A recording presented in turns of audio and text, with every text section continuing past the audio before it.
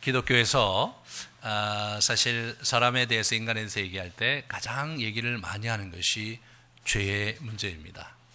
네. 죄는 사실 여러 심리학자들 또 철학자들 이런 사람들에 의해서 여러 다른 모양과 다른 개념으로 설명이 되고 있지만, 인간의 내면에 뭔가 심각한 문제가 있다. 그것이 죄의 아주 커다란 어떤 범주에서의 표현일 거라고 생각이 됩니다. 우리에게 그러한 심각한 내면의 문제와 우리의 인생의 문제를 가지고 우리가 하나님께 나아가는데 예수 그리스도를 통해서 그분께 나아감을 얻었습니다. 그래서 죄의 문제를 해결하고 우리가 하나님과 연합되고 하나님과 친밀하게 교제하면서 이 땅을 살 수 있는 특권을 얻게 되었는데, 문제는 뭐냐면 우리가 죄된 육신을 갖고 살기 때문에, 그렇기 때문에 늘 이 죄의 문제가 저희들을 괴롭히고 우리를 넘어지게 한다는 것입니다. 오늘 본문에서 사도 요한이 이 죄의 문제에 대해서 아주 중요한 시사점을 우리에게 제공해 주고 있는데, 8절, 9절, 10절이 바로 그것입니다. 8절에 보면 만일 우리가 죄가 없다고 말하면 스스로 속이고 또 진리가 우리 속에 있지 아니할 것이요 라고 얘기합니다.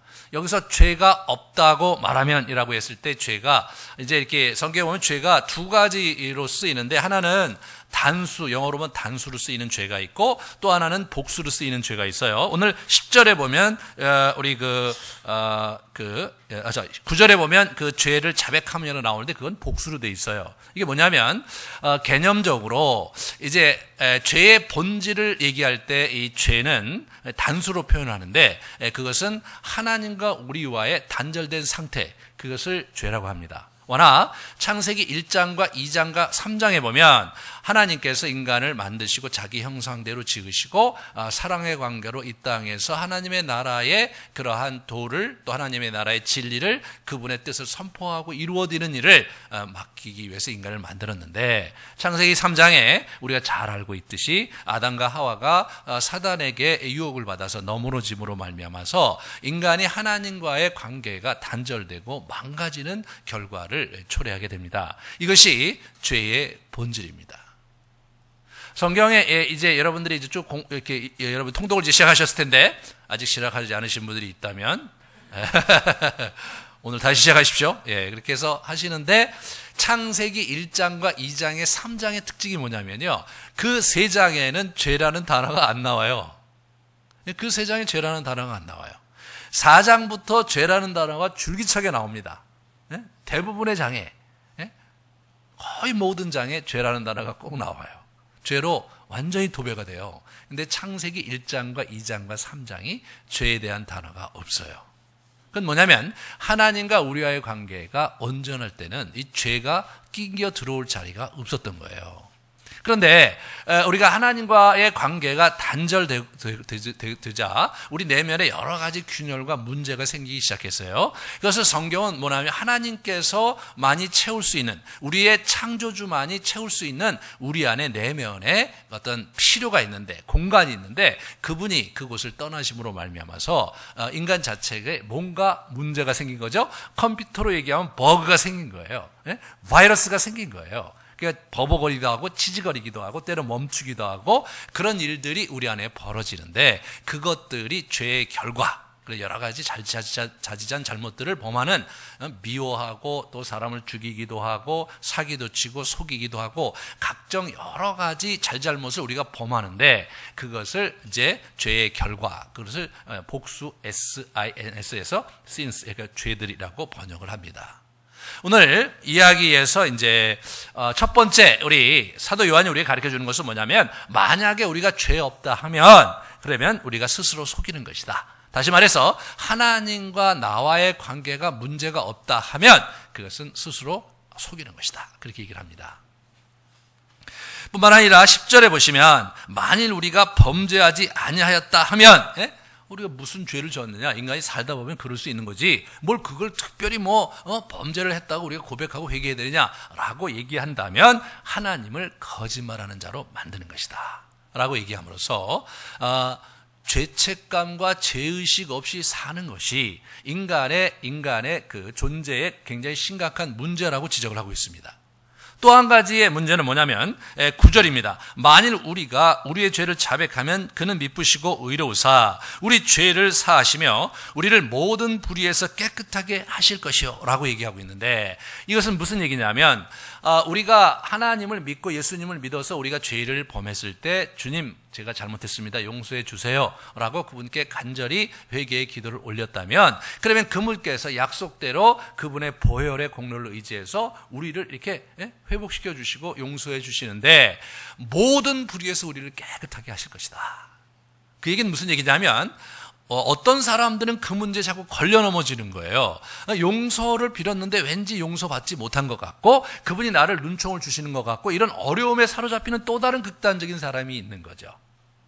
그래서 2장 1절에 보시면 무슨 얘기를 하냐면 만일 누가 죄를 범하여도 아버지 앞에 우리의 대언자가 있으니 곧 의로우신 예수 그리스도다 이렇게 얘기하면서, 그러한 우려와 어려움이 있는 사람들에게 그래도 걱정이 된다면 한 번 더 생각해봐라.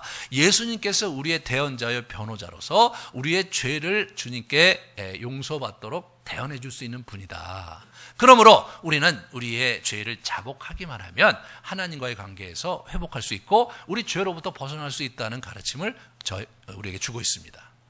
이 두 가지 사실을 가만히 이렇게 비교해 보면 이 죄의식 문제에 대해서 이 양 극단의 두 가지 어려움이 있는 것을 보게 돼요. 하나는 뭐냐면 죄가 없다 말이에요. 내가 무슨 잘못을 좀 저질렀지만 내가 그게 큰 죄냐라고 생각하는 그러한 형태의 어려움이 있고, 또 하나는 하나님께 용서를 빌었음에도 불구하고 여전히 용서받지 못한 것 같은 그러한, 그래서 죄책감으로 전전긍긍하면서 병리적으로 사는 두 번째 문제가 있는 겁니다.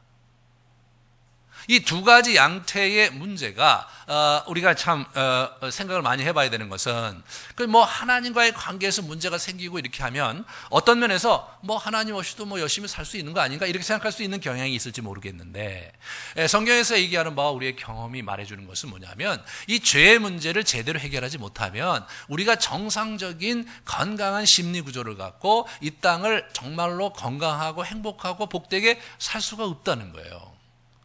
사실 우리가 이제 주변에 있는 사람들을 이렇게 만나면서 이렇게 교제를 하다 보면 겉보기엔 멀쩡한데 정서적으로 굉장히 어려움에 이렇게 병리적인 구조 속에 빠져 있는 분도 있고, 어떤 분들은 또 자기 잘난 맛에 사는 분도 있고, 어떤 분들은 다른 사람을 많이 그렇게 무시하며 사는 사람도 있고, 여러 가지 형태의 정신이 온전치 못한, 그렇다고 해서 정신병원에 가야 되고 약을 그런 수준은 아니라 할지라도 좀 상식선에서 좀 벗어난다, 그런 분들이 주변에 사실 많고, 여러분과 저도 때때로 그 경계를 넘어서서 어줍지 않은 행동과 남부끄러운 행동을 하고 그것 때문에 괴로워할 때가 참 많습니다. 우리가 이 세상을 사는데 자기의 내면의 자아의 문제에서 갖고 있는 여러 가지 심적인 고통과 어려움들을 잘 우리가 극복하고 슬기롭게 해결해 나가지 못한다면, 사실 우리가 온전하게 존재하지 못한다면 문제가 뭐냐면, 우리가 가장 사랑하고 우리가 가장 귀하게 여기는 우리 가족, 자기 배우자와 자녀들에게 치명적인 상처와 아픔을 안겨준다는 참 가슴 아픈 현실이 여러분과 저에게 있는 겁니다. 하나님께서 예수 그리스도를 우리에게 보내주셔서 하나님과 우리 사이에 막힌 담을 허시고 우리를 정말 하나님의 자녀로 삼으시고 복되게 하시고 우리를 영원한 생명을 얻게 하시는 복을 주셨을 뿐만 아니라, 그 예수님께서 우리 안에 내주하셔서 우리 내면의 그러한 심각한 어려움과 문제들, 여러 가지 심리적인 그 병리적인 현상들을 치유하시고 회복하시는 데까지 구원을 베푸시고 그리고 함께 하시겠다고 약속을 하셨습니다. 그러므로 우리가 단순히 영원한 생명을 얻어갖고 하나님 나라의 축복을 얻게 된다는 이런 거시적인 차원의 그러한 믿음 생활도 중요하지만, 우리가 아주 미시적인 차원의 내면에서 일어나는 이러한 우리의 내적인 갈등을 잘 직면하고 해결하는 이런 부분에서 또 많은 것을 우리가 잘 놓치지 말고 붙들어야 진정한 의미에서 안과 밖이 이렇게 상응하고 그리고 온전하게 회복되면서 유복하고 복되게 살 수 있다. 지난 시간에 말씀드렸듯이 형통할 수 있다. 그 얘기를 말씀을 드리고자 합니다. 그래서 오늘 저는 이 죄책감의 문제를 같이 좀 해결하면서 우리가 우리의 신앙을 잘 세워가기를 원하는 마음에서 그 주제를 준비를 했습니다. 아마 신앙생활에 있어서 굉장히 커다란 장애가 두 가지가 예상이 되는데, 그 첫 번째가 죄책감의 문제고요. 두 번째가 용서의 문제입니다. 상처와 용서의 문제. 그 상처와 용서의 문제를 다음 시간까지 두 번에 걸쳐서 제가 쭉 나눌 텐데, 오늘 죄책감 문제를 먼저 같이 이제 다루려고 합니다. 이 죄책감 문제를 다루는 데 있어서 우리가 한 가지 굉장히 먼저 생각해 봐야 될 것은 뭐냐면, 이 양심이라는 그러한 부분이고 양심의 역할입니다. 그래서 요한복음 8장에 이렇게 보시면,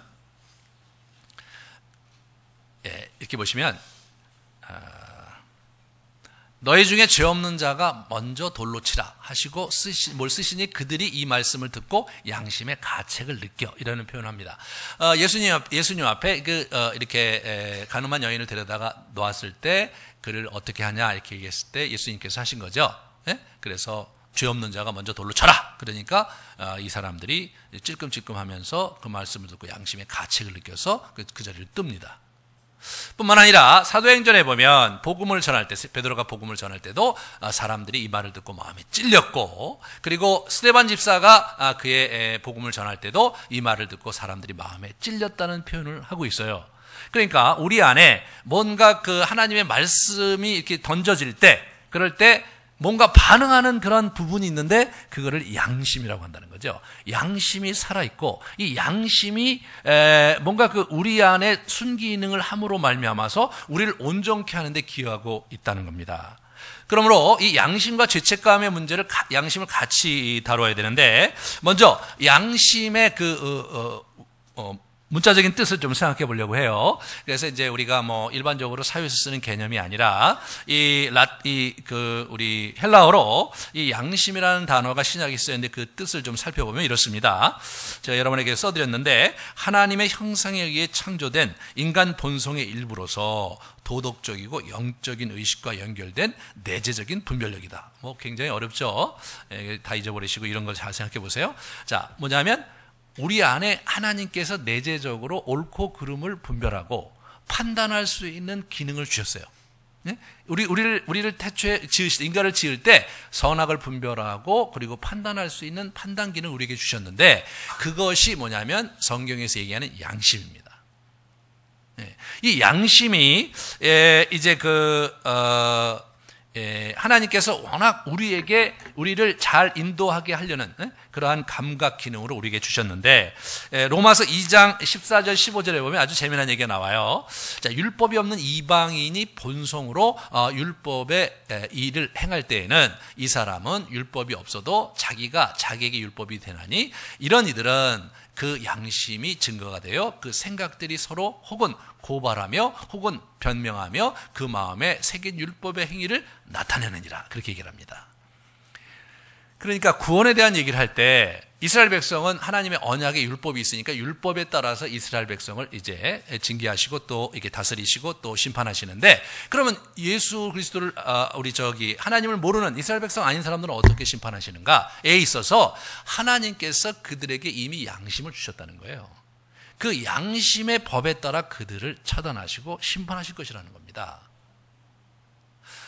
구약에 보면 아모스서에 보면 아모스 1장 2절이 재밌는데, 아모스서에 보면 그 이스라엘과 주변 나라에 대해 하나님께서 통치하시고 심판하신다는 이야기가 나와요. 1장 내내 무슨 얘기가 나오냐면 암몬과 모압과 이렇게 그 주변에 있는 블레셋과 그런 여러 족속들 얘기가 나오면서 그 족속들을 각각 자연법에 의해서 너희가 어린아이를 죽였기 때문에 너희 형제를 너희가 죽였기 때문에 아이벤 여자의 배를 갈랐기 때문에 내가 너희 나라를 징계하겠다, 그런 얘기가 쭉 나와요.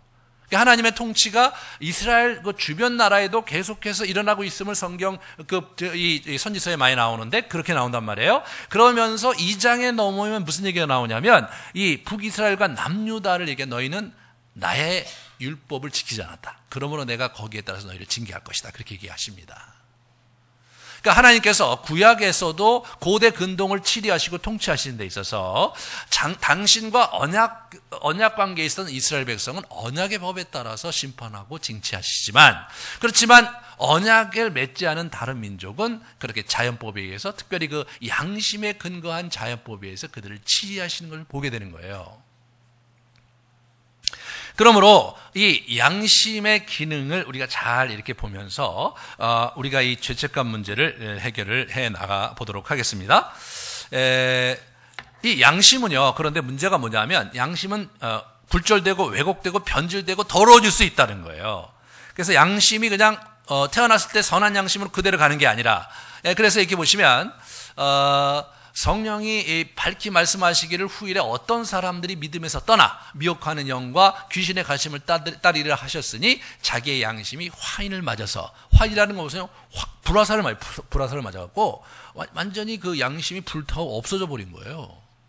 그 양심의 기능이 마비된 겁니다. 그러니까 그래서 외식함으로 거짓말하는 자들이 됐다. 그런 사람들이 있다는 거예요. 양심이 망가진 사람들이죠. 그 다음에 이게 보시면 그 고린도전서 8장에 보면 우상의 재물을 먹는 것을 얘기하면서 양심에 대한 얘기를 사도 바울이 꺼냅니다. 지금까지 우상에 대한 습관이 있어서 우상의 재물로 알고 먹는 거로 그들의 양심이 약하여지고 더러워지는지라, 그런 얘기를 합니다. 그래서 그들이 그 양심이 그러한 우상을 먹는 일 때문에 더러워지고 또 약해지기도 한다. 그러므로 너희의 자유가 믿음이 약한 자들에게 걸려 넘어지게 하는 것이 되지 않도록 조심해라. 그런 얘기를 하면서 계속해서 이제 가르치죠. 지식이 없는 내가 우상의 집에 앉아 먹는 것을 누구든지 보면 그 믿음의 약한 자들의 양심이 담력을 얻어서 우상의 재물을 먹게 되지 않겠느냐. 이렇게 담력을 얻어서 우상의 재물을 먹게 되면 좋은 거 아닌가, 이런 생각을 우리가 언뜻 할 수가 있는데, 그게 왜 문제가 되느냐, 이거 생각해 봐야 돼요. 자, 저게 무슨 얘기를 하는 거냐면, 레위기에 보면요, 음식 규정이 있어요.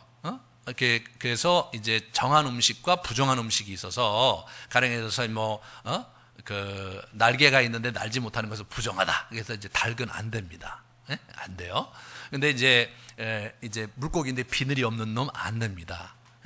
이렇게 발이 있는데 굽이 갈라지지 않는 놈, 돼지 같은 놈 안 됩니다. 이런 기준에 의해서 나름대로 이제 그 성결법을 마련하셔서 이런 음식은 먹어야 되고 저런 음식은 먹지 말아야 돼, 이런 게 있었던 거예요.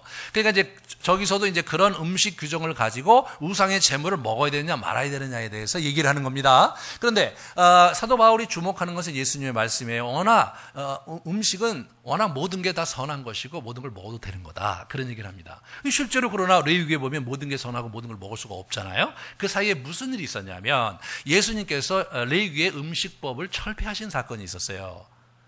어떤 일이 있었냐면 서기관과 바리새인 집에 예수님께서 초대받아서 갔는데 자기 제자들이 손을 안 씻은 거예요. 정결 규정이 굉장히 중요했던 사람들인데, 그래서 바리새인이 와서 아니 왜 당신 제자들은 왜 손을 안 씻습니까? 그러면 이제 예수님께서 그 당시 관례가 그러하므로 베드로와 요한아 왜 뭐 안 씻냐, 가서 씻고 와라, 이렇게 얘기를 하셨어야 되는데 이분이 그렇게 하시질 않고 이보게, 입으로 들어가는 게 그게 더러운 게 아니라 입에서 나오는 게 더러운 거예요. 그렇게 얘기하신 거예요.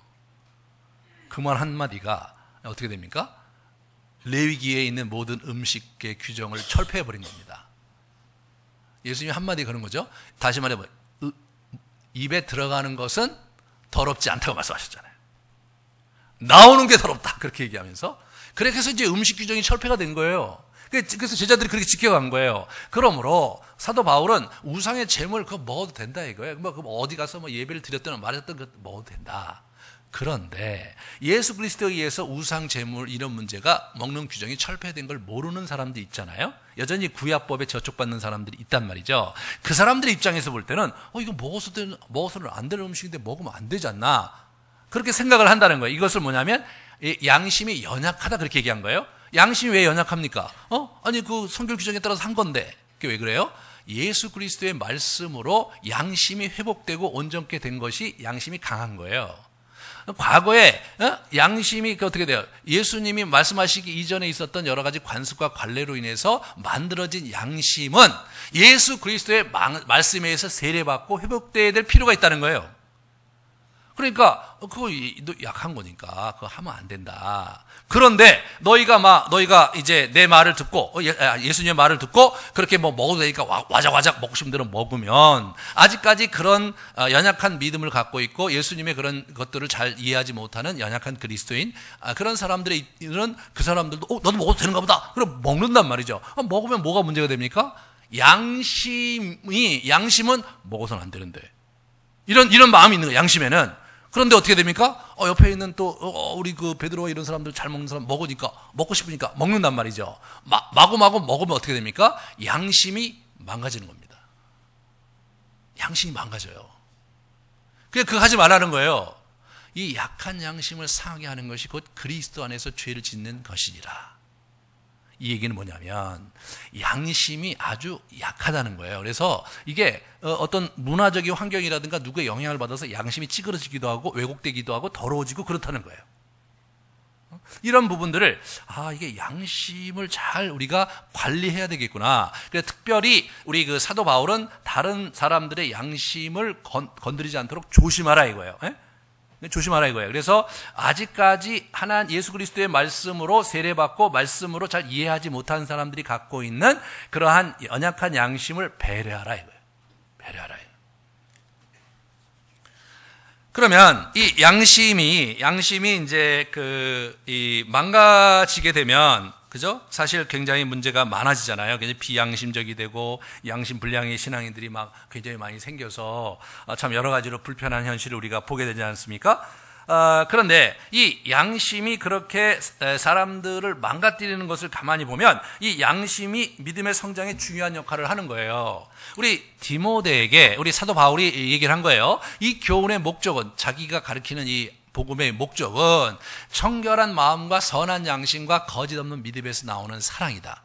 이게 이제 어떻게 되는 거냐면요. 이 교훈의 목적은 사랑이다 이거예요. 근데 어디서 나오느냐? 출처가 세 군데서 나오는 거예요. 첫 번째는 청결한 마음, 두 번째는 선한 양심, 세 번째는 거짓 없는 믿음에서 나오는 사랑.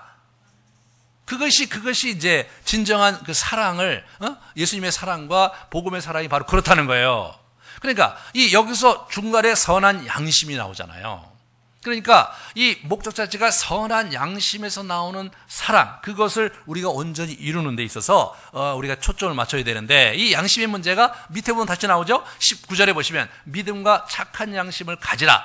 어떤 이들은 이 양심을 버렸고 그 믿음에 관하여는 파선했다. 그렇게 얘기합니다. 그러니까 이 믿음과 착한 양심을 갖는 것, 착한 양심과 믿음이 굉장히 밀접하게 연결되어 있고요. 그리고 이 양심을 버리면서 어떻게 됩니까? 믿음이 파선해요. 자, 그럼 다시 아까 제가 했던 정의로 돌아가면 이 양심이라는 것은 뭐냐면 하나님께서 인간을 만드실 때 자기 형상대로 만드셨을 때 내재시켰던 장착했던 기능인데 선과 악을 분별하고 옳고 그름을 판단하고 자기가 분별할 수 있는 그런 내재적인 능력, 그게 양심인데 그게 망가지니까 어떤 일이 벌어집니까? 믿음이 파선한다 이거예요. 그리고 이 착한 양심이 선한 양심을 가지라 이렇게 하고 있는데 가지라는 표현이 어떻게 되냐면 지키라, 그런 영어로 keep, 지키라 이거예요. 그러니까 선한 양심을 지켜야 된다는 얘기를 하는 거예요. 믿음과 선한 양심을 지켜야 믿음에서 파선하지 않게 된다. 그런 얘기를 하는 거죠. 그러니까 우리가 여러분 이제 잘 생각하셔야 돼요. 믿음을 파선하지 않는 데 있어서 굉장히 중요한 것이 선한 양심을 지키는 것이라고 사도 바울이 디모데에게 가르치고 있다는 거예요. 그러니까 우리가 이제 만약에 양심이 선하고 깨끗하지 않으면 수많은 그러한 신앙훈련이 다 허사가 돼버리고 맙니다. 그러니까 우리가 이 선한 양심을 가꾸고 보존하는 그런 것들에 우리가 초점을 맞추면서 이게 우리가 이제 이렇게 쭉 나가야 되는데, 그러면서 신앙생활을 훈련을 받으면서 나가야 되는데 이것을 제대로 하지 못하면 그 모든 것들이 사실은 쌓이지 않고 굴절되고 자신의 욕심과 자신의 파괴, 공동체의 파괴 쪽으로 가게 된다는 겁니다. 저희 한국교회가 사실은 여러 가지 영성훈련, 여러 가지 그 신앙훈련을 많이, 제자훈련과 여러 가지 훈련을 많이 하면서 교회를 굉장히 이제 크게 우리 부흥시킨 큰 성과가 있었는데, 우리가 사실 많이 소홀히 했던 부분이 뭐가 있었냐면, 양심, 선한 양심을 잘 간직하고 보존하고 회복하는 일을 우리 소홀히 한 거예요. 그렇기 때문에 사실은 이제 열정적이고 뭐 굉장히 대단한 그리스도인들이 겉보기에 많지만 그들의 양심이 문제가 생겨서 굴절되고 왜곡된 그런 형태의 열매를 맺고 또 사람들을 굉장히 문제가 되게 하고 그렇게 되잖아요. 우리가 양심 자체를 그거는 이게 도덕적인 관점이고 윤리적인 것으로 치부해버리고 신앙과 좀 별개의 것으로 생각한다면 이게 큰 문제가 생깁니다. 왜냐하면 사도 바울은 양심을 엄청나게 강조하고 있거든요.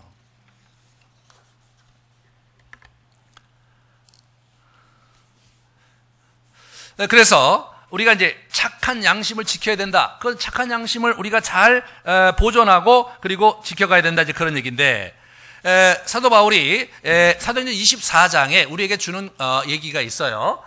이런 얘기를 해요. 하나님과 사람에 대해 항상 양심에 꺼리낌 없이 행하기를 없기를 내가 힘쓴다 이거예요. 자기가 이분이 힘쓰는 게 하나님과 사람에 대해 항상 양심에 꺼리낌 없기를 힘쓴다 그런 얘기를 하는 거예요. 그거를 좀 다른 번역으로 보면 이런 거예요. 책망할 것이 없는 양심을 유지하기를 힘쓴다 그런 의미예요. 책망할 것이 없는 양심을 유지하기를 힘쓴다.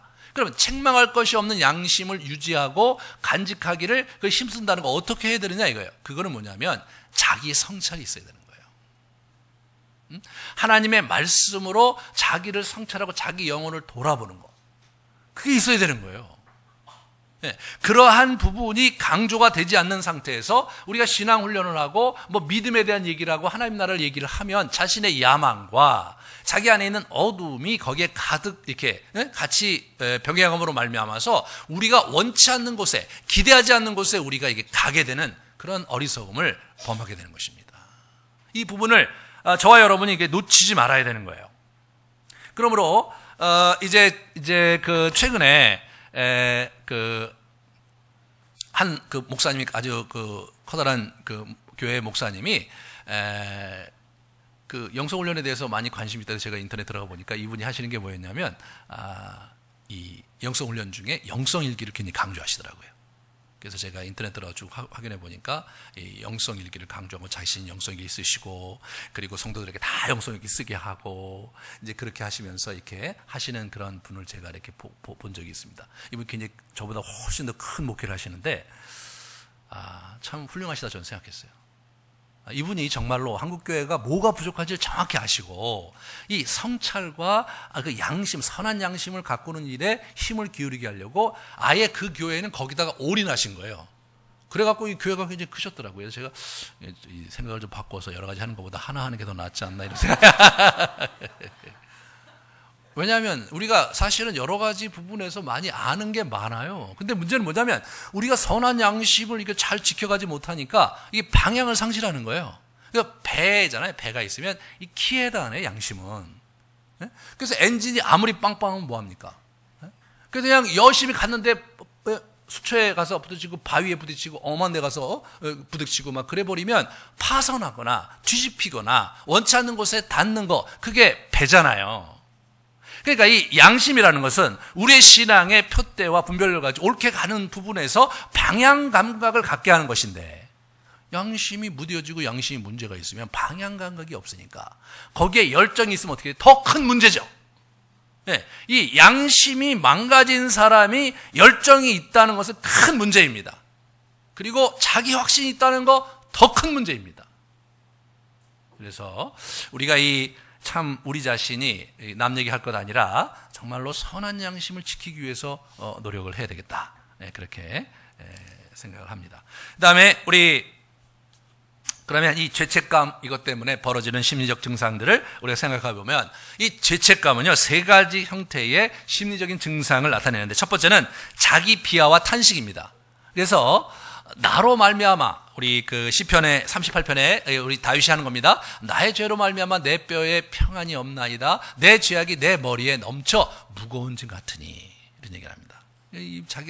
내가 아프고 심히 구부러졌으며 종일토록 슬픔 중에 다니니이다. 내 허리에 열기가 가득하고 내 살에 상한 곳이 없나이다. 내가 피곤하고 심히 상하였으니 마음이 불안하여 신음하나이다 라고 고백하고 있죠. 자기 비하와 피탄이 찾아옵니다.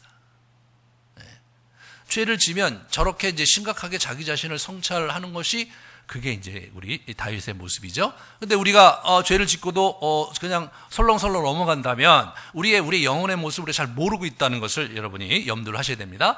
수많은 재앙이 나를 둘러싸고 나의 죄악이 나를 덮침으로 어떻게 됩니까? 우러러 볼 수도 없고, 그 다음에 죄가 나의 머리털보다 많음으로 내가 낙심했다 말이에요. 그래서 이 죄악 때문에 수많은 재앙이 온 것에 대해서 굉장히 탄식하고 절망에 빠지는 그러한 시편 40편의 그 모습, 저자의 모습을 우리가 보게 됩니다. 두 번째 하는 증상은 징벌에 대한 두려움이에요. 여호와여 주의 노하심으로 나를 책망하지 마시고 주의 분노하심으로 나를 징계하지 마십시오라고 우리 시편 40편에 다윗이 얘기를 하고 있습니다. 나를 심히 누르시나이다. 나의 죄로 말미암아 내 뼈에 평안함이 없나이다. 이런 고백을 하면서 하나님께서 자기가 내릴 징계를 몹시 두려워하고 있습니다. 다윗입니다, 여러분. 세 번째로 마지막으로 소외감과 적대감입니다. 그래서 다윗의 얘기를 다시 보면 내가 모든 대적들 때문에 욕을 당하고 내 이웃에게는 심히 당하니 내 친구가 놀라고 길에서 보는 자가 나를 피하였나이다. 내가 잊어버린 바 됨이 죽은 자들 마음에 두지 아니할 것 같고 깨진 그릇과 같은 이다 라고 하면서 자기 주변 사람들에서 깨진 그릇과 여겨지고 사람이 자기를 피하고 소외감을 느껴지고 저게 이제 발전하면 적대감으로 지들은 뭘 잘났어? 이렇게 얘기하면 적대감으로 발전할 수 있는 거, 이게 죄책감이거든요. 이 세 가지 증상을 가만히 보시면 아마 여러분이 그 중에 한두 가지 또는 모두 다 갖고 지금 계실 수 있을지 모르겠습니다. 이것이 죄책감이 우리에게 보여주는 실상입니다. 우리 증상들이에요. 그러므로 이런 증상들을 여러분이 갖고 있다면 여러분이 이 죄책감 문제가 여러분을 굉장히 어렵게 하고 있다. 이제 그렇게 우리가 생각해 볼 수가 있는 거죠. 자, 그러면 이 죄책감을 생성하는 그런 원리에 대해서 우리가 한번 도표로 이걸 잘 보셔야 돼요. 오늘 이거 다른 건 몰라도 이걸 정말 가지고 가셔야 됩니다. 왜냐하면 제가 과거에 이제 이 책을 보면서 제가 굉장히 도움을 많이 받으면서 죄책감 문제를 해결했거든요. 여러분이 정말 오늘 그런 시간이 되길 원합니다. 그리스도를 믿기 전에 죄악이 이뤄놓은 장벽이 있는데 이게 뭐냐면 하나님이 세운 장벽이 있어요. 죄에 대해 처벌을 요구하는 하나님의 정의로운 성품, 공의로운 성품 때문에 죄는 마땅히 벌을 받아야 돼. 그러니까 하나님께서 이제 딱 장막을 세웠죠. 거기다 장벽을 세우셨는데 이 인간 편에서 못해 자신의 잘못을 깨닫고서 느끼게 되는 처벌에 대한 공포가 또 우리에게 있는 거예요. 그러니까 하나님의 정의로운 성품과 이 처벌을 요구하는 그런 공포가 이렇게 같이 딱 있으면서 어떻게 돼요? 이 두 하나님과 인간 사이에 큰 장벽이 이중으로 생긴 거예요. 이중으로. 그리고 거룩하지 못한 것을 거부하시는 하나님의 거룩하심, 이 성품이 또 인간에게 가까이 할 수 없게 되고요. 인간은 뭐예요? 자신의 거룩하지 못함에 대해서 느끼게 되는 거부에 대한 또 공포가 인간에게 있습니다. 또 완전치 못한 것을 가치 없다고 평가하시는 하나님의 완전하심, 인간 편에서 뭐예요? 불완전함을 깨닫고 느낀 자기 멸시의 감정이 있는 거예요. 그러니까 이렇게 되니까 철저하게 이제 이렇게 하나님과 우리 사이에 이중적인 장벽이 이제 가로놓이게 되면서 우리 인생이 완전히 골로 가고 사망의 골짜기를 헤매다가 우리 예수를 믿게 됩니다. 예수를 믿으면서 구원을 얻게 되면 어떤 일이 벌어지냐면 첫 번째, 하나님이 세운 장벽을 하나님께서 헐어버려서 이게, 그죠? 그리스도의 죽음에 대해서 완전히 성벽이 없어져요. 근데 문제는 뭐냐면 우리가 세운 장벽이 문제인 거예요, 이제는. 그래서 어린 시절의 경험에 의해 생겨나는 처벌과 거부에 대한 두려움과 자기 멸시의 감정이 남아있게 됩니다. 그러니까 어떤 문제가 생기냐면 우리가 이제 하나님께 죄를 지었어요. 그럼 가서 하나님께 기도를 해요. 하나님, 내가 이런 죄를 지었는데 예수님 나를 용서해 주세요. 그리고 우리가 기도를 간절히 했어요. 그럼 어떻게 되냐면 하나님의 언약의 언약의 약속의 말씀에 의해서 예수 그리스도의 보혈의 공로로 말미암아 우리의 죄가 사해집니다. 오늘 요한일서 1장 9절에 보면 모든 불의에서 우리를 깨끗하게 하십니다. 그러니까 이미 끝난 거란 말이죠. 그런데 석연치 않은 거예요. 석연치 않은 거예요. 그렇지만 왠지 완전히 나를 받아주시지 않은 것 같아요. 그래서 이제 우리가 다른 감정을 기대해요. 막 눈물이 펄펄 나거나 또는 뉘우치는 감정이 마구마구 일어나거나 또는 내가 저질렀던 죄에 대해서 완전히 거부감이 생겨나거나 이런 감정이 오면은 그래도 하나님께서 나를 용서해 주셨나 보다. 그런데 그 기도를 했는데 여전히 뭐 별일이 안 일어나. 그러면 이제 굉장히 이제 어려워지는 거예요. 저게 이제 이 죄책감 문제에서 상당히 중요한 문제죠. 죄책감의 정당한 죄책감은 뭐냐면 하나님께 나아가서 죄를 고백하고 하나님과의 관계를 회복하게 해요. 정당한 죄책감은. 근데 이제 잘못된 죄책감은 뭐냐면 거기서 끝나는 게 아니라 자기 자신이 그러면서도 하나님께 잘 못 나가는 일이 벌어지는 거예요. 자, 우리의 자녀들이 있잖아요. 자녀들이 나한테 잘못을 했어요. 그 녀석이 잘못을 해서 호되게 야단을 칩니다. 너 약차 이만 좀 하는데 너 왜 그렇게 했냐? 아버지 제가 뭐 이렇게 했는데 잘못했어요. 그래? 그럼 다음부터 안 그럴 거야? 그랬더니 아빠 다시는 그러지 않을게요. 그래, 다음부터 절대 그러면 안 된다. 아빠가 용서해 줄 테니까 또 그러면 안 돼? 그렇게 얘기했단 말이죠. 그러면 어떻게 됩니까? 아빠의 입장에서는 상황이 종료됐어요. 아들이 이제 그렇게 와갖고 다 이렇게 용서했으니까 끝났어. 그러면 이 자녀가 어떻게 되냐면 아빠 그러면서 자기가 나와서 아빠에게 안기면서 이제 아빠와 관계를 추구할 수 있죠. 하지만 마음엔 미안한 마음이 있어요. 그 미안한 마음은 정당한 죄책감이죠. 미안한 마음이 있는 거예요. 하지만 그 미안한 마음이 아빠에게 다가가는 것을 못 다가게 하고 두려워하고 막 눈빛을 피하고 말이에요. 아빠만 뭐 다시 얘기하기가 힘들어하고 말이에요. 아빠만 보면 도망가고 이런 형태로 나오는 건 뭐냐면 그거는 이 친구가 잘못된 죄책감에 사로잡혀 있는 거예요.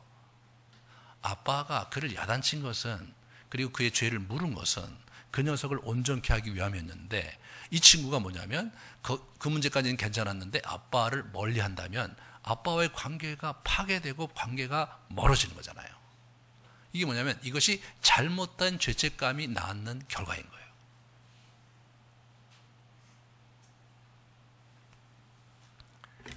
그래서 이 부분에서 우리 잘 봐야 돼요. 자, 그러면 이제 우리가 그리스도인의 죽음으로 인해서 완전한 사랑을 잘 깨닫게 받아들였어요. 그럼 어떤 일이 벌어집니까? 그리스도의 죽음에 대해서 완전히 장벽이 없어지는 거예요. 예. 그 다음에 인간이 세운 장벽도 없어지는 거죠. 우리가 어떻게 됩니까? 하나님이 우리의 모든 것을 받아들인다는 사실을 깨닫고 모든 두려움에서 해방되는 겁니다.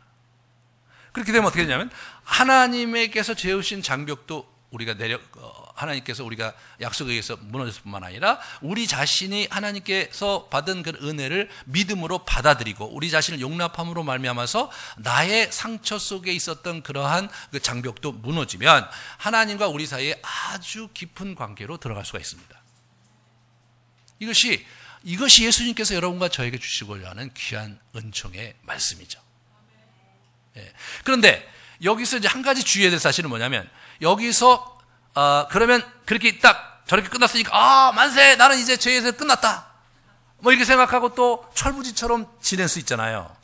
그거는 바르지 못한 잘못된 죄책감이 그것도 죄책감을 과도하게 느끼는 것. 그래서 과도하게 느낀다는 표현이 뭐냐면 그 사람과의 관계를 회복하고 관계를 더 증진시키지 못하는 것이 죄책감이 잘못된 죄책감이 문제예요.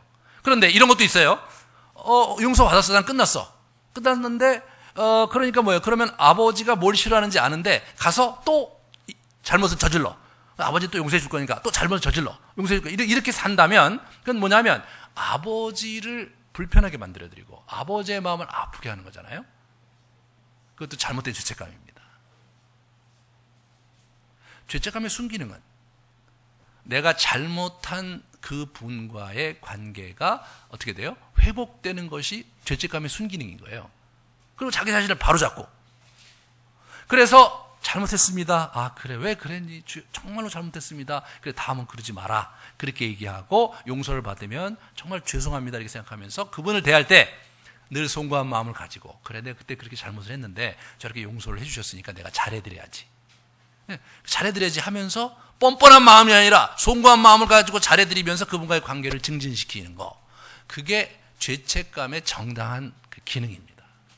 그걸 우리가 붙잡아야 되는데 이거를 놓치면은 이제 굴절이 생기고 문제가 생기는 거예요.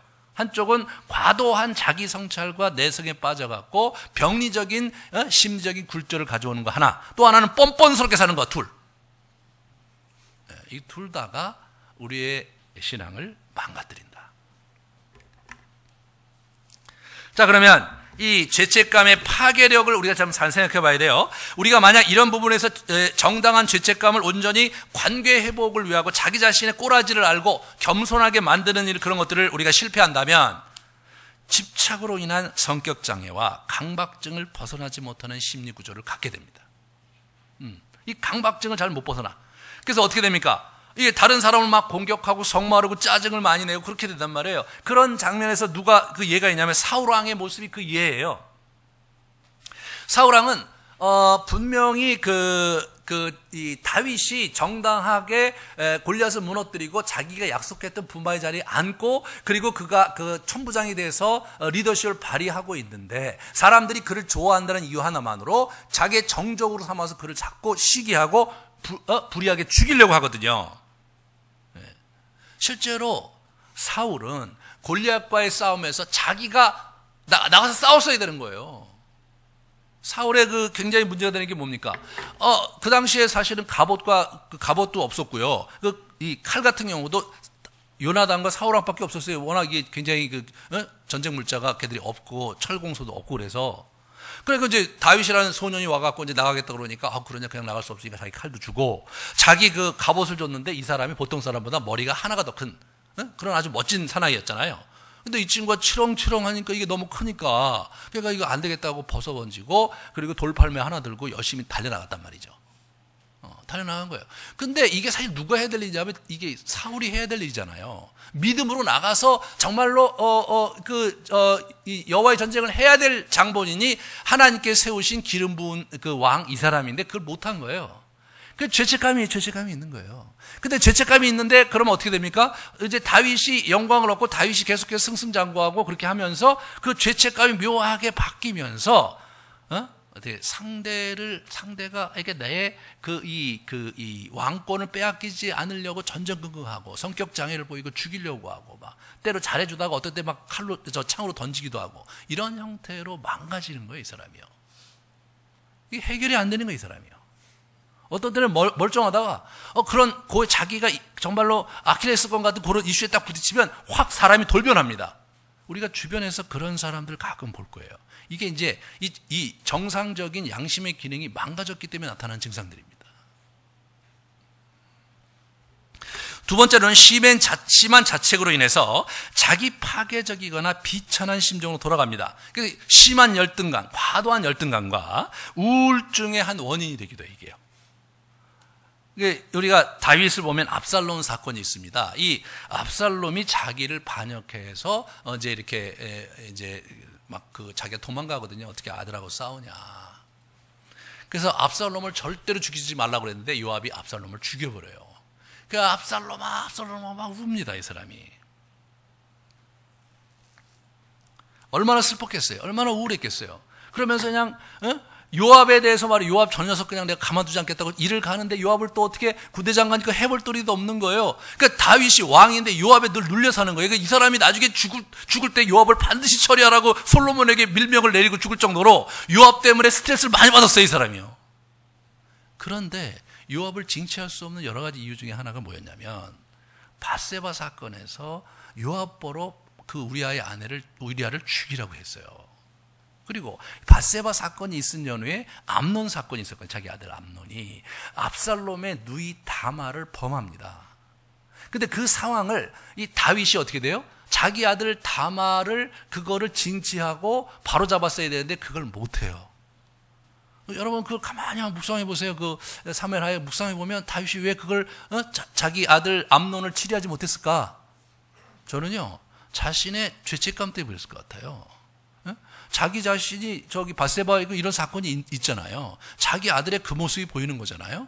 그러니까 그 모습 자기 어떻게 전용하지 못한 거예요. 그때 우물쭈물하다가 넘어가서 압살롬이 그것 때문에 암논을 죽입니다. 그러면서 집안이 풍지박산이 나는 거예요. 근데 결국 압살롬도 죽잖아요. 이것이 이 죄책감의 무서운 파괴력입니다.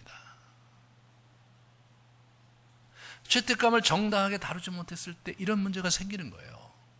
정말 이 다윗이 위대한 하나님의 사람이었음에도 불구하고 다윗이 갖고 있는 한계를 우리 사무엘하에서 아주 잘 볼 수가 있어요. 우리 구약의 인물에서 한계를 많이 보는데 그 이유는 이 신약의 인물들은 그걸 뛰어넘는 모습들을 보여주거든요. 성령의 내주하심으로 말미암아서, 예수 그리스도의 보혈과 예수 그리스도의 내주함으로 말미암아서 우리가 능히 승리할 수 있는 그런 길을 우리가 얻게 되지만, 구약의 인물들은 그런 건 아니었거든요. 성령의 내주가 있었던 거 아니고 예수 그리스도의 내주가 있었던 것도 아니기 때문에 자기의 한계 속에 무너지는 경우가 훨씬 많았는데, 그 위대한 영적인 사람 다윗도 그랬다는 거죠. 세 번째는 병리적인 심리 게임에 시달리게 돼요. 자포자기하고 또는 자기 비하하는데 그 겸손으로 가장돼. 겸손으로 막. 그래서 이 교회에서 이렇게 제가 이렇게 우리 교회는 이제 너무 겸손하지 않아서 문제가 너무나 솔직해서 문제가 될 때가 많아요. 그런데 이게 이렇게 가서 제가 이제 다른 교회에서 이렇게 강의하고 만나다 보면 빈말을 참 많이 해요. 이렇게 나는 뭐 잘 못해요. 뭐 주의 은혜로 해야죠. 뭐 저 같은 사람이 그렇게 할 수 있나요? 뭐 기타 등등 자기 비하적 발언을 많이 하는데 제가 볼 때 안타까울 때가 덜어 있습니다. 네, 그것은 그 죄책감에서 나온 병리적인 현상들이거든요. 네? 두고 보자. 적대감을 가져요. 막 처음에는 두려움이 있다가 막 그러다가 자기를 너무 힘들게 하고 그러고 자기를 소외시키면 오히려 거꾸로 자기가 잘못했음에도 불구하고, 그죠? 그래서 마땅히 감수해야 될 그런 아픔에도 불구하고 상대방에게 화살을 돌리고 상대방을 아주 복수하려는 그런 모습을 보여주기도 하고요. 뭐 내가 뭐 나쁘긴 해도 뭐 그 다른 사람은 안 나빠? 자기 자신을 합리화하면서 그렇게 또 망가지기도 하고. 또 문제가 되는 게 뭐예요? 사탕발림식으로 임기응변적으로 이렇게 용서 빌면서 어떻게 형식적으로 이렇게 모면해 보려는 그런 모습을 보이기도 하고, 이런 문제가 생기는 거예요. 이런 자지잔 문제가 밑으로 쫙 깔리는 겁니다. 밑으로 쫙 깔리면 어떤 일이 벌어지냐? 하나님과 깊은 관계가 안 일어나는 거예요. 기도를 많이 한다고 해서 되는 일이 아닌 거예요. 여러분, 그 더러는요, 교회에 굉장히 문제를 많이 일으키시는 분들이, 여러분, 아주 공통적인 특징 중에 하나가 기도를 몹시 많이 하시는 분들이 많아요. 기도를 많이 하시는 분들 중에 그런 일들을 벌이는 분들이 많단 말이에요. 이게 뭐냐면, 기도를 하되 자기 성찰과 함께 자신의 내면의 양심을 잘 다스리면서 그 균형을 잡으면서 이게 하나님께 나아가야 되는데, 그게 망가지면 어떻게 되냐면 자기의 신념을 강화하는 수단으로 기도가 사용되기도 하고, 자기의 간절한 열망을 자꾸 되뇌이는 수단으로 그렇게 기도가 사용되기도 하면서 진정한 의미에서 하나님과 나와의 관계가 증진되지 않는 엄청난 일이 벌어지는 거예요.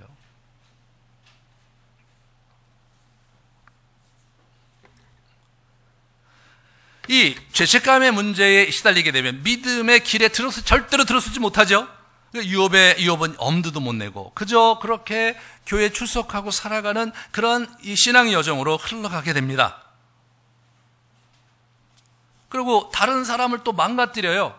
가장 가까이에 있는 가족들에게 큰 어려움을 주고 상처를 주는 것이 이런 그 죄책감의 문제를 해결 안 됐을 때 나타나는 증상이거든요. 왜냐하면 이것이 그 무의식적으로 들어가고 말이에요. 그래서 자기도 모르게 짜증을 내기도 하고 자기보다 분노를 내기도 하고 자기도 모르게 상대를 공격하기도 하고, 그런 일들을 하면서 자기도 모르게 주변 사람들을 고통스럽게 하는 거예요. 예수 그리스도가 이 땅에 오셔서 우리에게 영생을 주고 더 풍성히 얻게 하려 하십니다. 요한복음 10장 10절에 주신 말씀이거든요. 우리에게 영생을 얻는 것을 넘어서서 풍성한 삶을 주시려고 왔는데 우리가 풍성한 삶을 살지 못한다는 것은 참 얼마나 안타까운 일입니까?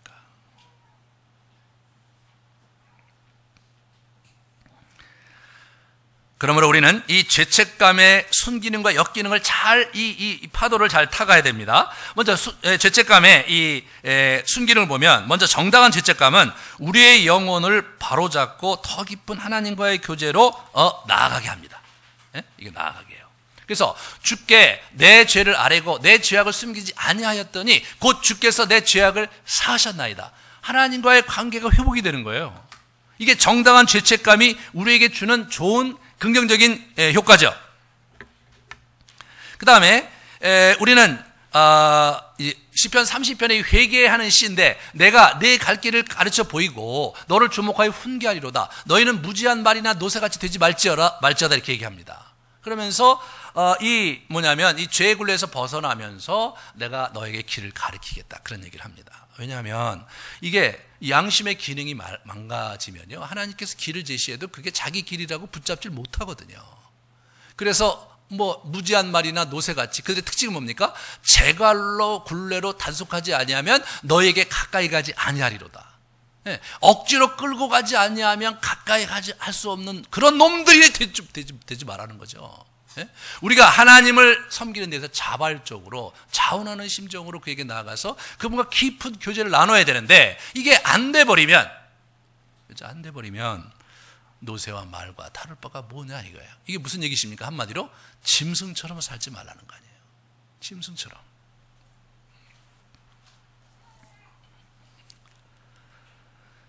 정당한 죄책감은 또 다른 사람의 관계를 이제 회복시킵니다. 이게 지금 누구냐면 요셉과 그 형제들의 얘기예요. 요셉이 이제 짓궂게 형들의 마음을 떠보는데 형들이 무슨 얘기하냐면 우리가 아우의 일로 말미암아 범죄하였도다. 그가 우리에게 애걸할 때에 그 마음의 괴로움을 보고도 우리가 듣지 아니하였으므로 이 괴로움이 우리에게 임하도다. 그렇게 얘기합니다. 내가 너희에게 그 아이에 대하여 죄를 짓지 말라고 하지 않았나 루벤 얘기합니다. 그래도 너희가 듣지 아니하였느니라 그러므로 그 핏값을 치르게 됐다. 이게 이제 히브리 말로 하는데 우리 총리 대신 바로의 총리 대신 우리 요셉이 못 알아들을 줄 알았지만 요셉이 그 말을 듣고 어떻게 됩니까? 요셉이 그들을 떠나가서 울고 다시 돌아왔다 이게 나와요. 그러면서 서서히 그런 뉘우치는 형들의 모습을 보면서 요셉의 마음이 서서히 풀려가고 나중에는 그냥 울면서 형들나 요셉이라고 우는 얘기가 45장에 나옵니다. 이 정당한 죄책감은 사람들과의 관계를 회복시킵니다. 죄책감이 다 나쁜 게 아니라는 거죠. 그렇게 하나님과의 관계를 회복하고 사람들과의 관계를 회복하는 데 있어서 죄책감이 순기능을 한다는 거죠. 자, 그러면 죄책감의 그 역기능을 좀 생각해 보면 이 암논의 예를 보면요. 암논이 어떻게 됩니까? 다말보다 힘이 세면 억지로 그와 동침했어요. 다말이 이뻤거든요. 그러니까 자기 아프다고 칭병하고 먹을 거 해달라고 그래서 가져오니까 그를 이제 의학스럽게 동침을 했어요. 그러자 그러고 나서 어떻게 암논이 그를 심히 미워하니 이제 미워하는 마음이 전에 사랑하던 마음보다 더했어요. 그래서 막 다말이 얘기를 합니다. 다말이 그에게 옳지 아니하다 이르되 옳지 아니하다. 나를 쫓아보려는 이 큰 악은 아까 내게 행했던 그 악보다 더하다. 그래서 암논이 안 듣고 옆에 있는 부리는 종에게 내쫓아라. 그래서 문을 닫으라고 그래서 그렇게 닫아버립니다. 암논이 다말을 흠모해서 다말을 취했습니다. 다말이 뭐라고 그러냐면 오빠 그러지 말아달라고. 정말 나를 원하면 아버지한테 얘기해서 나를 달라고 하라고. 그 당시 결혼제도가 아버지가 승낙하면 그만이고 근친 결혼하는 거 아무 문제가 없던 시대거든요. 그러니까 그렇게 하라고 정당히 얘기하라고 하는데 암논이 그냥 이를 벌려버린 거예요. 벌리면 책임을 져야 되는데 책임을 안 지고 어떻게 돼요? 그걸 미워해서 또 내보내는 거예요. 이게 어떻게 죄책감이 심하니까 상대방의 그 적대감과 책임 전가를 해서 그 여자를 확 밀쳐버리는 거죠. 그러면서 어떻게 돼요? 완전히 반항적이고 더 나쁜 짓을 하고 말이에요. 그리고 상대방에게 책임 전가를 하고 그런 일들로 이게 굴절이 되는 거예요. 사람의 모습이 그렇게 굴절이 되는 거예요. 그 암논의 모습을 이렇게 여러분 집에 가서 한번 찾아보세요. 참 묵상해 보세요. 생각할 게 참 많습니다. 인간이 갖고 있는 이 죄책감의 문제가 순기능이 아니라 역기능으로 흘러가면 관계를 파괴하고 자기 인생을 망가뜨리고 전체를 망가뜨리는 거거든요.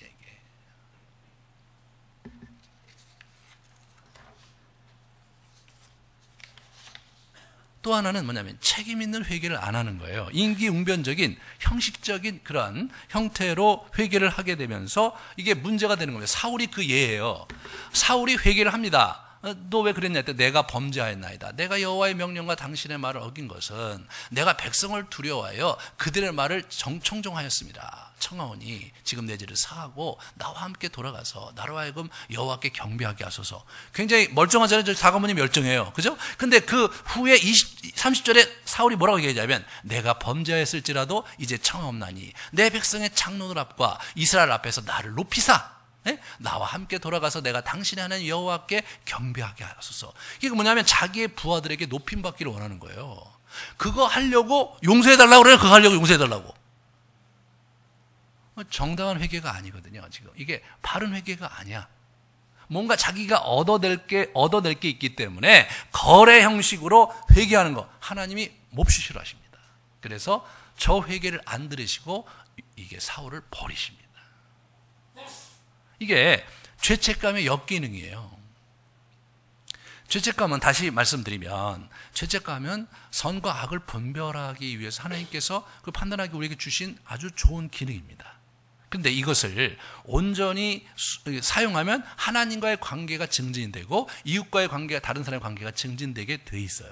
근데 이걸 역기능을 하면 하나님과의 관계도 파괴되고 이웃과의 관계도 파괴되고 자신의 내면의 심리구조 몽땅 파괴되는 엄청난 뜨거운 감자예요. 핵폭발 같은 엄청난 위력을 갖고 있는 거. 우리 인생을 전체를 망가뜨릴 뿐 아니라 우리 주변에 있는 모든 사람과의 관계를 망가뜨릴 수 있는 것이 죄책감입니다.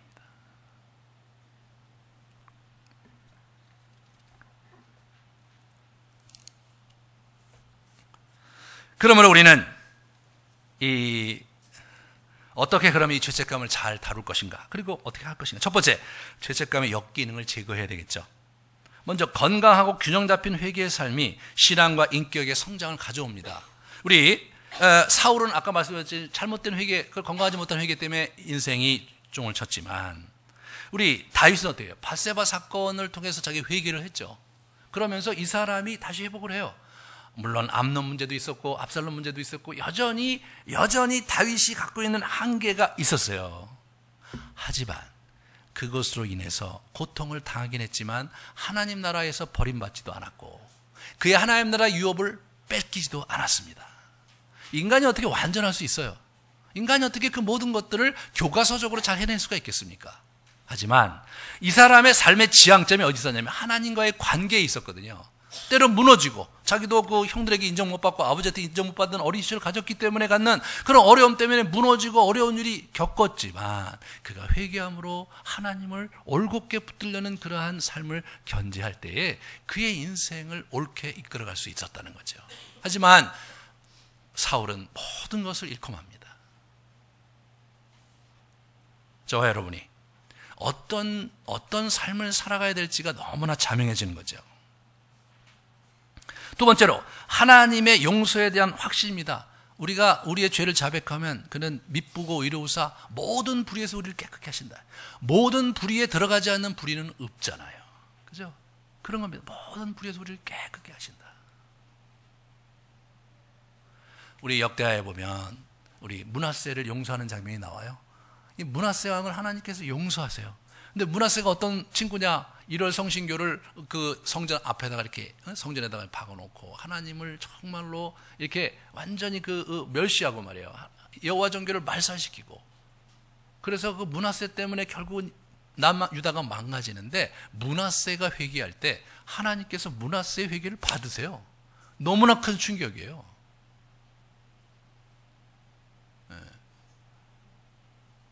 하나님은 어떻게든지 꼬투리 잡아서 용서해 주시려고 하는 분이에요. 그거예요. 그걸 붙들고 믿음으로 그분께 나아가는 거. 이게 정말로 중요하고 내가 잘나서가 아니라 예수 그리스도 안에서 예수 그리스도께서 우리에게 주시는 그러한 귀한 은혜 때문에 그렇게 되는 것이라는 거죠.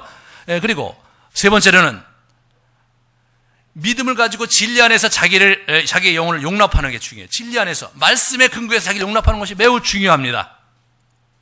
자, 크게 두 번째로 적용할 점은 건강한 성장을 위해서 죄책감의 순기능을 강화해야 됩니다. 선한 양심을 회복하고 유지 보존하는 일에 힘써야 돼요. 이 선한 양심을 회복하고 유지 보존하는 일은 첫 번째로 하나님의 말씀을 깊게 묵상하고 그리고 그 하나님의 말씀으로 자기의 양심을 바로잡는 것 중요합니다. 그리고 계속해서 자기 성찰을 통해서 시편을 묵상하거나 또는 기도하면서 자기 성찰을 통해서 자기 영혼이 정말로 문제가 뭔지를 아주 뚜렷하게 보려고 꾸준히 노력하는 삶이 있을 때 우리의 이 양심이 선해지고 회복되어지는 거죠. 그렇게 되면 어떻게 됩니까? 염치를 아는 신앙생활이 되는 거예요. 사람이 염치가 있어야죠. 그렇게 하나님께서 우리를 도와주시고 용서도 해주시고 우리를 챙겨주시는데 계속해서 하나님께 자기가 드려야 될 것 안 드리고 하나님께 마땅히 드려야 될 시간과 물질과 그리고 하나님께 대한 헌신을 안 하고 계속해서 뭘 얻어내려고 하려고 하는 그러한 신앙생활을 한다면 이게 염치 없는 신앙생활이다. 사람이 좀 염치가 있어요. 염치가. 하나님의 은혜를 받아 누렸다면 그리고 우리의 죄책감이 정말 나 같은 놈을 하나님께서 어떻게 받아주셨나 라고 조금이라도 생각한다면 그러면 그러함에도 불구하고 그분께 감사하고 그분께 찬양하고 그분께 나아가 기꺼이 나의 삶을 드리는 그런 삶으로 자동적으로 발전하게 되어 있는 거거든요. 이게. 근데 이게 자꾸 이기적으로 자기중심적으로 가게 되는 것은 우리 안에 심각한 장애가 있는 겁니다. 그러므로 진리 안에서 성장하며 빛 가운데 거하는 삶을 우리가 지속적으로 견제해야 되겠다. 그 말씀을 여러분에게 드리는데 마지막으로 이러한 우리의 그러한 순기능이 우리 자신의 꼬라지를 잘 알게 되면 다른 사람을 용납하는 것도 훨씬 더 쉬워지고 깊어지고 넓어집니다. 그런 면에서 이 선한 양심을 갖는 일에 우리가 힘을 기울여 큰 은혜와 복을 누리는 여러분 되시기를 축원합니다. 같이 우리 잠깐 기도하시겠습니다.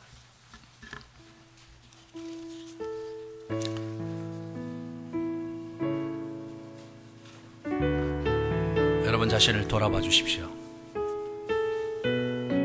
여러분의 죄책감을 여러분이 어떻게 경험하고 있고 어떻게 다루고 있는지 한번 생각해 보십시오.